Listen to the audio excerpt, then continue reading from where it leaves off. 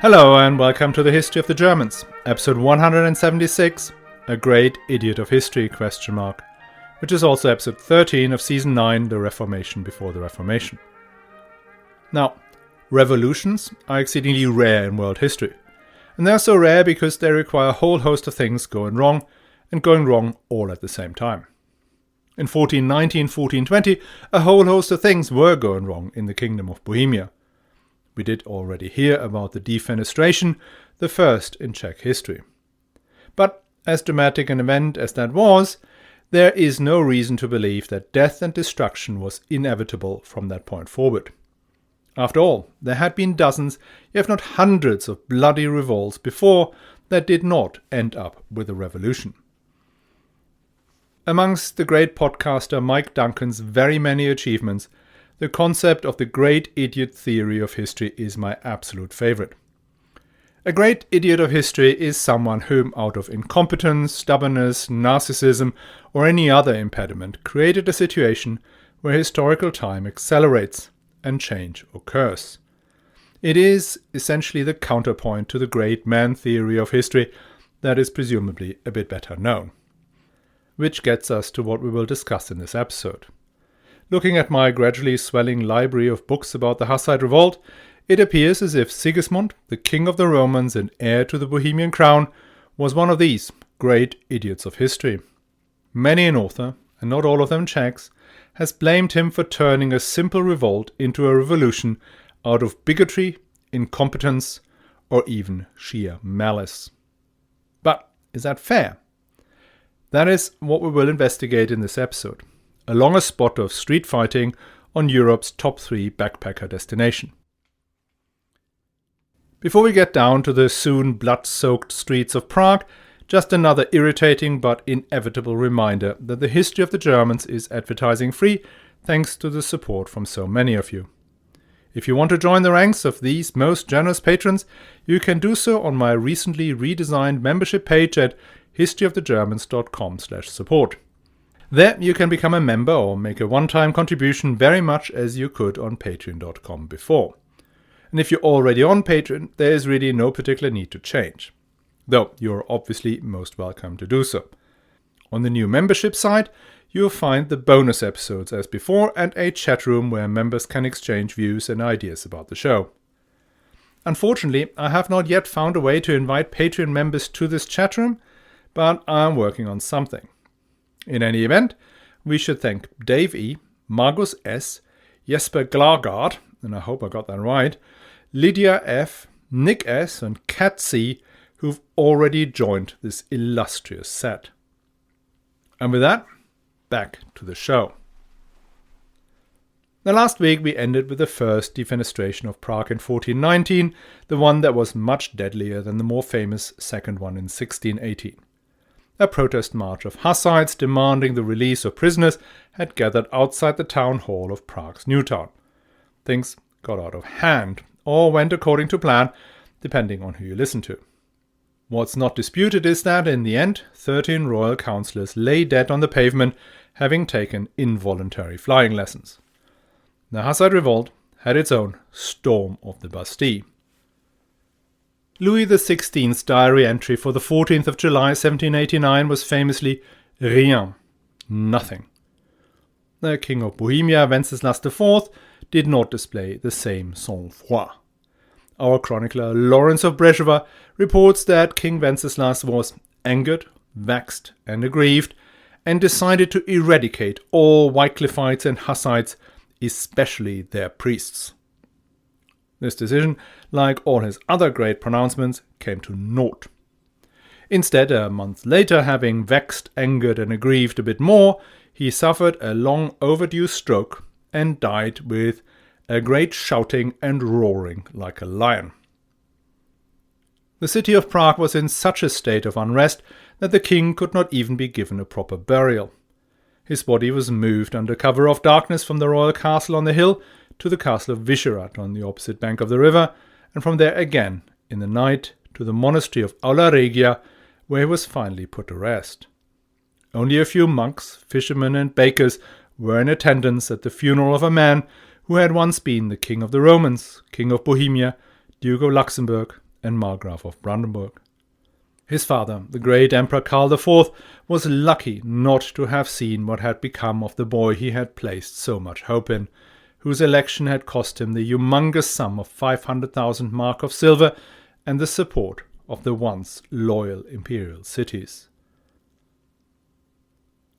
When news of the king's demise spread, Prague erupted in an even greater frenzy of destruction. The mob broke into the remaining Catholic churches and tore down the images and decorations. The priests and monks fled or hid. By the evening, the crowd looted the Carthusian monastery and took away everything that wasn't nailed down, got drunk from the liquor the monks produced, and spilled what they could not pour down their throats. They seized the friars and dragged them through the streets of Prague in a riotous procession because, as the chronicler said, they had consented to the death of Master Jan Hus and resisted Utraquist communion. The next day, that same monastery was consumed by fire. Over the coming days, even more churches and monasteries were ransacked and put to the torch. The mob controlled almost the entire city with the exception of the royal castle. The nobles and rich merchants either left town or hunkered down in their fortified houses. Meanwhile, out in the countryside, the faithful of Mount Tabor were replicating the events of Prague in dozens of towns and cities. The death of the king not only triggered street violence, it also caused a massive political problem for the more moderate Hussites, the barons, patricians, and university doctors. Until now, their strategy, assuming there was one, had been to put pressure on the weak King Wenceslas to recognize the Hussite program. The masters of the university and the barons, they knew their king extremely well. They knew that his wife, and maybe he himself, had Hussite sympathies, and that the only reason Wenceslas had sanctioned the conservative backlash of 1419 had been the external pressure from his brother Sigismund and from the Pope. Hence a carefully administered spot of mob violence was needed to tilt the balance in favor of reform.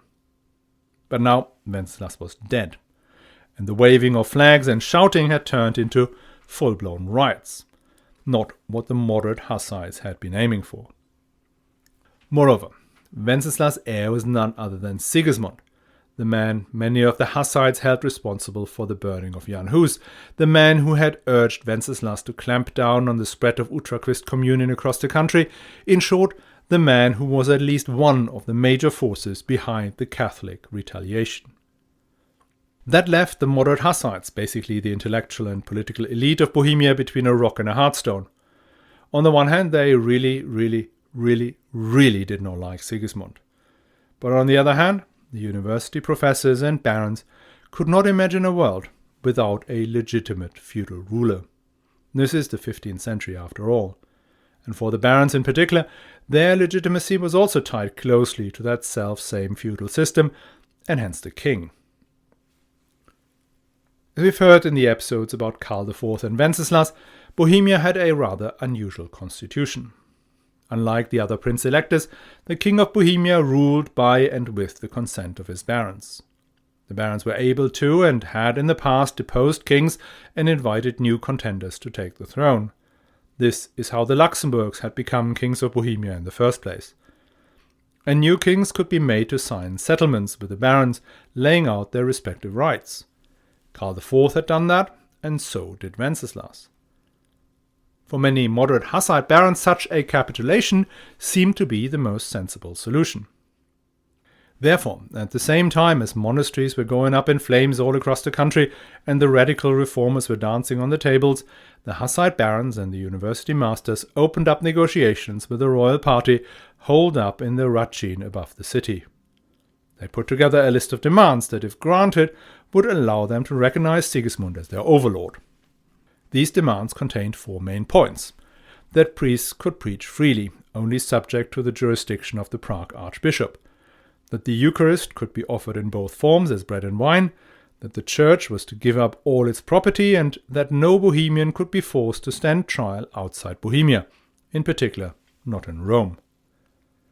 To soften the blow, they promised to leave the Catholics unmolested and would even return some of their churches. That was the offer. The crown of Bohemia in exchange for the recognition of some key Hussite demands. Before Sigismund could even respond to the offer, events moved on. On September 28th, there was a large gathering of rural Hussites in a place called the Crosses. After their usual extended sermons and religious rites followed by communal dinners, they decided to march on Prague.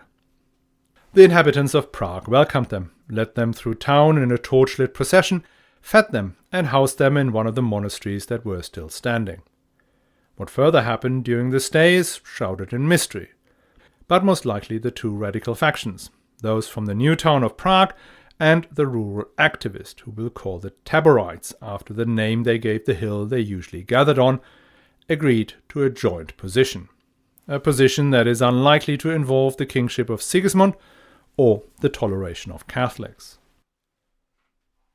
Seeing thousands of militant peasants all over Prague who were talking about sharing the wealth and forcing babies to take wine at communion was their final straw for the moderates. They joined the beleaguered royalist party up in the royal castle, conditions agreed upon or not.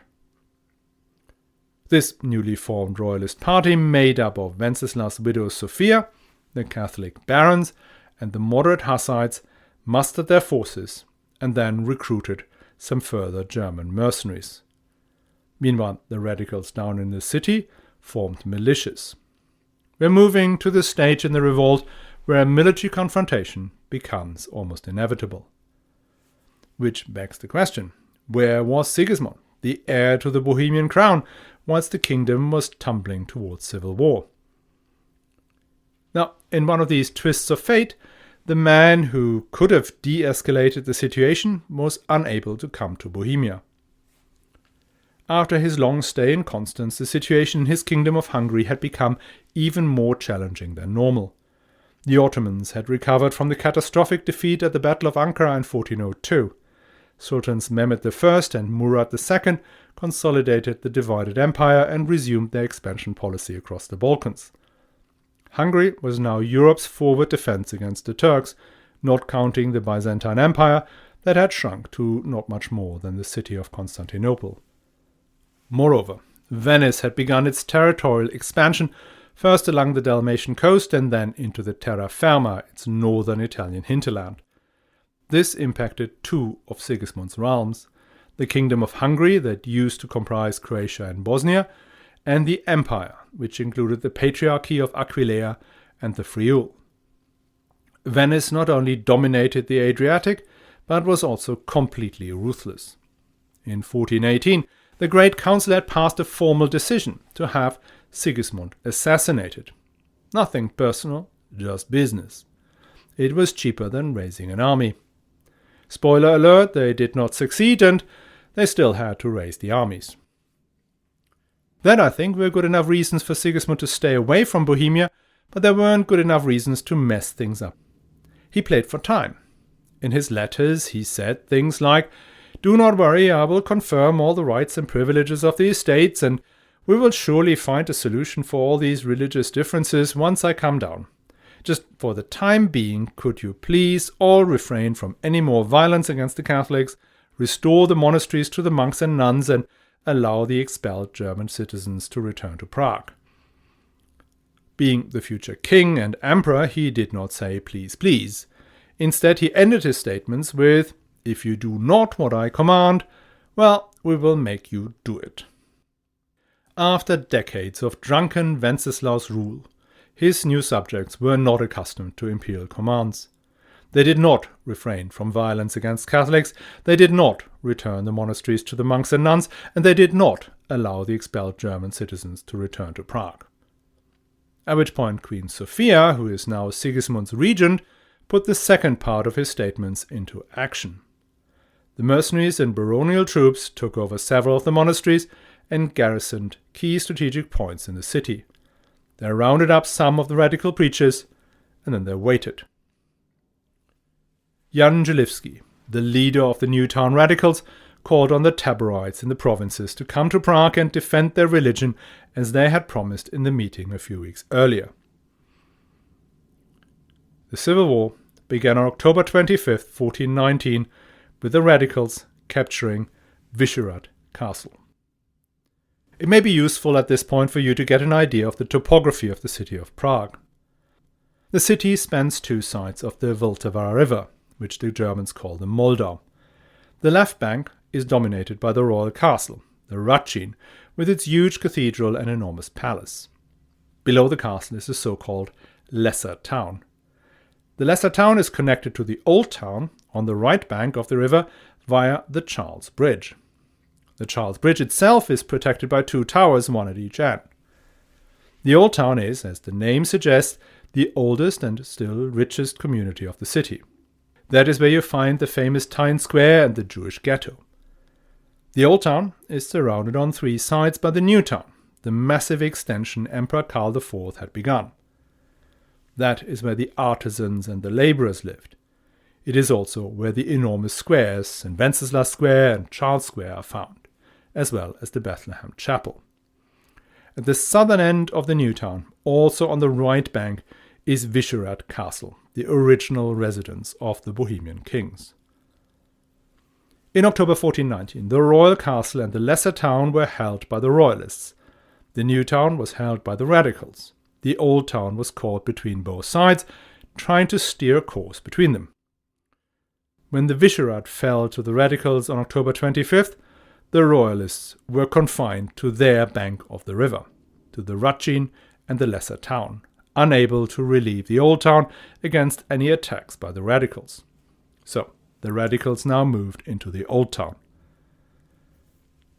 The two sides heading for a showdown. The radicals in the New Town were waiting for more of the rural radicals to join them, whilst the moderates and royalists tried to prevent these supporters from getting to the city. Several groups were intercepted and forced to return. The largest contingent, the one that had gathered on Mount Tabor, was held up by a platoon of royalist soldiers. This was the very first battle of the Hussite War, and one where the Taborites sustained severe losses and were forced to return. On November 4, 1419, the war got underway properly. Led by Nicholas of Hus, militiamen from the New Town, the Old Town, and rural insurgents crossed the Charles Bridge under cannon fire and broke into the Lesser Town. The drawn-out street fighting lasted until nightfall and ended with a victory for the radicals. Before they could be wiped out completely, the royalists rushed back up the hill into the safety of the royal castle. It is hard to understand why, but the same night the radical militia returned across the bridge to the Old Town. So the next morning the royalists reoccupied the Lesser Town. And so the process repeated itself. The militia crossed the bridge, followed by street fighting, only that this time several of the main buildings on the left bank, including the Archiepiscopal Palace, the Monastery of St. Thomas, and the House of the Dukes of Saxony, caught fire and burnt down to the ground. Looking on her burning capital, Queen Sophia, and her ally and largest landowner in Bohemia, the Baron Rosenberg, fled. The remaining garrison in the royal castle was put under siege. Out in the countryside, a royalist army was defeated by the rural radicals, and the mercenaries were turning tail. Hurrah! The revolution had won. The queen and her mercenaries were gone. The barons were defeated. Surely now a radical Hussite paradise of free worship, primacy of scripture, and Eucharist communion for everyone, from baby to grandma, was at hand. Not so fast. There is also another way of looking at this. The Prague that was burning was not just the city of the queen and the barons. It was a city where people lived. People who had followed Jan Hus' sermons, whose most famous quote was, "Love the truth, let others have their truth, and the truth will prevail." The Hussite movement had not been about overthrowing the Catholic Church and the existing political order. It had sought to bring the Catholic Church back to its roots in the Church of the Apostles, a church built on the faith, on the teachings of Christ, on forgiveness and community. And now, instead of sharing food and listening to the Word of God together, dead bodies were strewn across Charles Bridge. Not just foreign soldiers, but Bohemian men and women too. The night sky was illuminated by the embers of the burning houses and monasteries. Did anyone really want that? Once the frenzy of the fighting was over and calmer minds surveyed the wreckage, There were two options laid out before the Hussite leadership. One route was to push on, to cleanse the country of the Catholic clergy, establish Utraquist communion everywhere, set up a new political system with another king or even no king, and brace for the inevitable backlash from the Catholic forces of Europe. The alternative was again to seek reconciliation with King Sigismund, with Pope Martin V and the Catholic forces of Europe. A reconciliation that would seek toleration of the Hussite beliefs, freedoms and practices, but would allow Bohemia to remain within the Catholic Church. It was the same question that had been posed right after the defenestration, and that would be the question that would run through the entirety of the coming decades of Bohemian history. The pendulum will swing back and forth between these two extremes. And just now, the pendulum had swung far out towards the radical side, which could only mean that it would swing back to a more moderate position. What is astonishing is the speed with which this happened. The battle over the lesser city of Prague had taken place on November 4th and 5th. On November 13th, 9 days later, the magistrates of Prague signed a truce with the royalists in the castle. This truce was scheduled to run until April 1420. Under the agreement, the royalists could not only keep the royal castle, but also get the vizierate back, and with it some control over the old town. In return, the queen promised to not just tolerate, but to defend the Utraquist communion and what the chronicler calls the law of God, i.e. the freedom to preach from scripture. At the end of December, Sigismund finally appears. He called for a diet of the Bohemian crown in Brunn in Moravia. All the barons, Catholic and Hussites, the magistrates of Prague and the major cities and the church leaders gathered there. This was the big moment, the great reveal. Sigismund will now finally disclose where he stood on the deal the moderates had been proposing for a while. Toleration of the Hussite beliefs and rights in exchange for the Bohemian crown. This was the opportunity to reinvigorate the royalist coalition of Catholics and moderate Hussites, suppress the more extreme elements in the new town and on Mount Tabor, and bring an end to the unrest. If that is what the delegates from Prague were hoping for, they were in for a very cold shower. Sigismund was in no mood for reconciliation. He let the delegation from Prague wait for 3 days before receiving them. Once admitted to his presence, they knelt before Sigismund and recognized him as their hereditary king and master.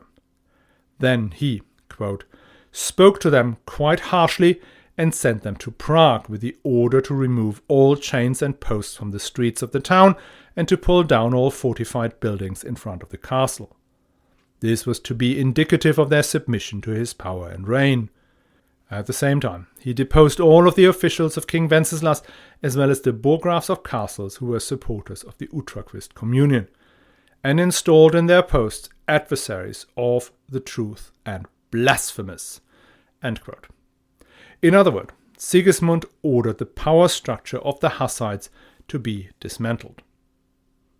That was a very hardline position, because, let's say, the conditions posed by the moderates weren't really that demanding. Allowing Utraquist communion wasn't that much of a theological issue despite the decision of the Council of Constance, because after all, that is what had been the practice in the Catholic Church until the 12th century. And the freedom from courts outside Bohemia was, at least on temporal matters, something that had been part of the various special privileges of Bohemia for centuries. But on the other hand, forcing the Bohemians to accept him as king unconditionally, well, that will prove extremely expensive, if at all possible. So, why did Sigismund not take the offer? Some see him simply as evil and debauched.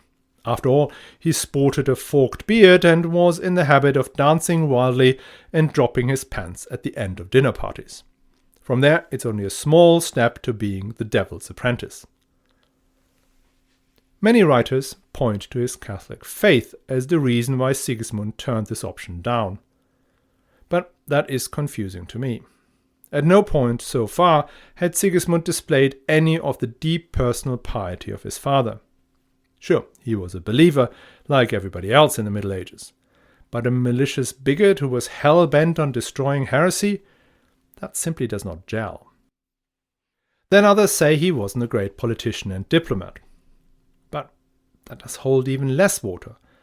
This was a man who had acquired the kingdom of Hungary, despite not having a valid claim to the throne, against the opposition of the Dowager Queen, the heiress of the kingdom herself, and 2/3 of the magnates. And then he had engineered the end of the schism, something that had eluded the brightest political minds of Europe for 40 years. So if Sigismund took such a hardline position, it wasn't for bigotry or for stupidity. Then it must be based on some sober political calculation.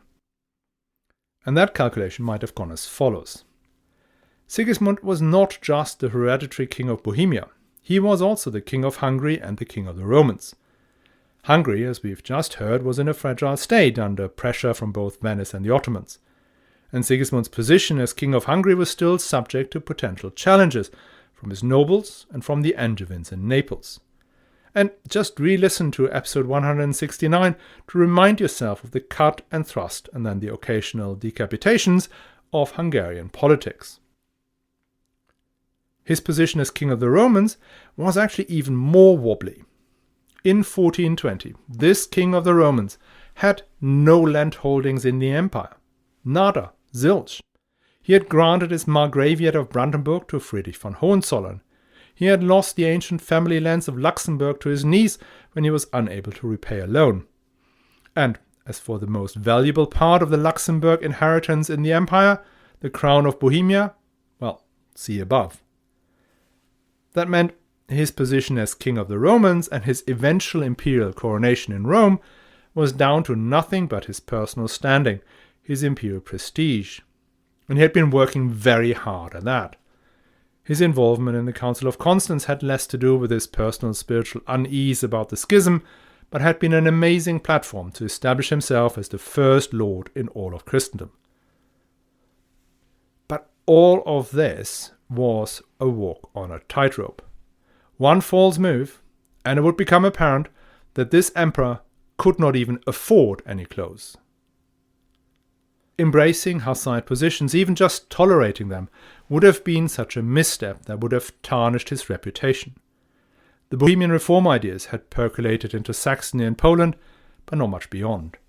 For the prince-electors, the senior imperial princes and the magnates of Hungary, the Hussites were heretics, whose leaders had been convicted by a legitimate church council and had been burned at the stake. Leaving them be was not only negligence of the part of the ruler of Bohemia, it jeopardized the unity of the Holy Mother Church and thereby endangered everyone's smooth transition to the afterlife. So, as far as Sigismund was concerned, the offer from the Hussite moderates amounted to no more than to resume the position of his brother Wenceslas in Bohemia, whilst losing the crowns of both Hungary and the empire. And sitting on the Rajin and being bullied by barons, university masters, archbishops and radical preachers wasn't really such an appealing prospect. So from Sigismund's perspective, the only viable political position to take was to turn back time, and if necessary by brute force. That does not make it a good decision, but a rational one. So he was not one of the great idiots of history, but he was certainly also not one of the great men either. Just a man standing before a kingdom and asking it to kneel before him. His next step was to send the magistrates back to Prague, where they did as they had been ordered. They removed the fortifications and readmitted the Catholic clergy and the rich merchants who had fled the city during the uprising. The garrison of the castle, seeing the enemy ramparts being torn down, laughed and called down, quote, "Now the heretics and the Wycliffites will perish and will be finished," end quote. Why did the moderate Hussites comply with Sigismund's orders? Simple. Once their deal was rejected by Sigismund, they had neither the backing of the committed royalist, nor could they call on the radical forces to support them. Their power was simply stripped from them. For now, all they could do was obey the king. The most eminent American scholar of the period, Howard Kaminsky, believed that had Sigismund gone directly to Prague after the knee fall of the magistrate at Brünn, he would have successfully suppressed the Hussites for good. Now, this I very much doubt. By 1420, Hussitism had taken deep roots in the country, both in Prague and in the provinces, amongst peasants and labourers as well as barons and patricians. It would have required, and did require, a massive military and political presence to keep them down. And this massive military and political presence was now deployed, both from within Bohemia and from without. The backlash against the Hussites, moderates and radicals alike, inside Bohemia had already begun in November. The chronicler Lawrence of Brezovo reports that, quote, "Enemies of the truth inflicted on the Hussite Czechs the theft of property, cruel menace of captivity, hunger, thirst, and bodily slaughter. They turned them over to the miners of Kutna Hora, and some were indeed sold to them. These people of Kutna Hora, being Germans, cruel persecutors of the Czechs, inflicted various blasphemies and different manners of torture on them, inhumanely threw them down into very deep pits or mine shafts, primarily at night. Some were still alive when they were thrown down, others were beheaded first." End quote. The chronicler goes on to say that a total of 1,600 Hussites were killed in that way in a short period of time.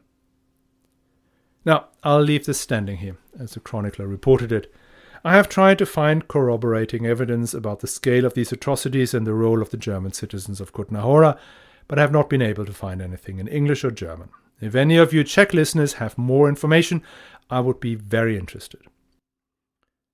What is fact, though, is that the miners of Kutna Hora were largely German-speaking.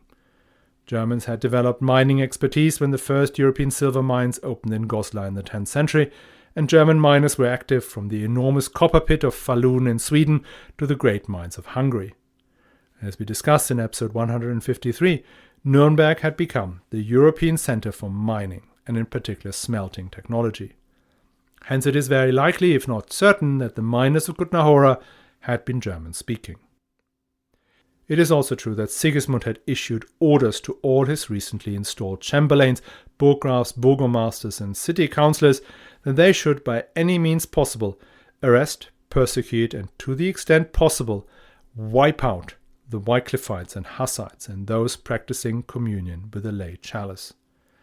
This order was, however, issued after the date the chronicler gives for the massacres at Kutna Hora. As for the exertion of military might from abroad, this came to fruition 3 months later. Sigismund had called an imperial diet in Breslau, Wroclaw, in Silesia, for early January. 2 items had originally been proposed for this diet. The first was the resolution of the conflict between the Teutonic Knights in the Kingdom of Poland, and the second one, the organization of another crusade against the Ottomans. We will leave the Teutonic Knights to one side. If you want to refresh your memory on this less successful intervention, check out episode 135. As for the crusade against the Ottomans, Sigismund convinced Pope Martin V to give him a sort of carte blanche to repurpose it as a crusade against the Hussite heresy if needed. The crusade was first to go to Bohemia, and should the Bohemians give up their Utraquism and exceptionalism, well then the Crusaders would just simply march on to the Ottomans. But if the Bohemians persisted in their beliefs, then the forces of the Lord would be unleashed against them. These 3 events, the sudden collapse of the Hussite front after the victory in Prague, the brutal Catholic repression, and the call for a crusade against them, left the Bohemians not just distressed, but also wondering what could have brought all of these calamities about. And many looked for answers in the New Testament, and in particular, the book of Revelation. Quote, "Fall on us and hide us from the face of him who sits on the throne and from the wrath of the Lamb. For the great day of their wrath has come, and who can withstand it? And what do you do when the Antichrist is about to take the throne? Where do you go? Shall you arm yourself and defend the faithful, or shall you hide in the dens and rocks of the mountains, as the kings of the earth, and the great man, the rich man, the wise man, and every free man will do when the 7th seal of the apocalypse is opened?" This is what we will talk about next time, and I hope you will join us again. And in the meantime, as we were talking about a revolution, you may want to look at our first revolution, the one that kicked off with a letter sent to Pope Gregory VII calling him Hildebrand, not Pope, but false monk. Episodes 32 to 42. And do not forget that if you want to support the show, you can do so at historyofthegermans.com/support.